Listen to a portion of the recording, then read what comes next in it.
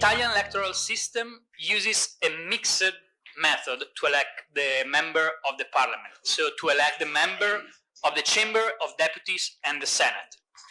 This dual mechanism aims to balance proportional representation with stable governance in response to the political fragmentation that characterized Italy's post-war situation and history. So the 36% of the seats are assigned using a majority system. In each district, so in each single member district, voters choose one candidate and the one with the most votes win.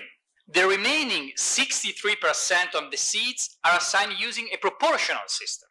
So the seats are distributed among the parties, coalition or parties, based on the percentage of votes they receive, but only if they pass certain minimum thresholds. That is 3% for lists and 3% for lists and 10% for coalition. So in this case, each district, called multi-member district, elects more than one candidate. So how this is organized on the territory? According to the current regulation, the national territory is divided into electoral constituencies, divided in multi-member districts and single-member districts. So for the Senate, there are 20 constituencies which exactly correspond to regions, because in Italy we have a regional system, a regional state. And this is mandatory. So this is written in the Constitution. And for the Chamber of Deputies, there are 28 constituencies. So in Chamber and Senate, parties may present themselves as individual list or in coalition. But the coalition, if they decide to use the coalition method, has to be nationally unified before the election. In the proportional component, so we see that there is the multi-member district, the parties submit closed lists, meaning voters cannot express preferences for individual candidates. In Italy, each voter has just one vote and one ballot. So on the ballot there are the name of the candidate for the single member district or the logos of the party, the name of the candidates running for the multi-member district. So this is how it works with the ballot. Who gets selected? So with the proportional system, candidates are elected in the order they appear on the list, based on many votes the party received. And as I said, with the majority system, the candidate with the most votes in the district is elected. So some remarks about the electoral integrity and some problems that we had in Italy in the past years, about the media access and judicial review. So equal access to public broadcasting is mandated with the rules enforced by the Communication Authority, and strict rules govern campaign advertising, and is imposed also an election silence for 24 hours before voting.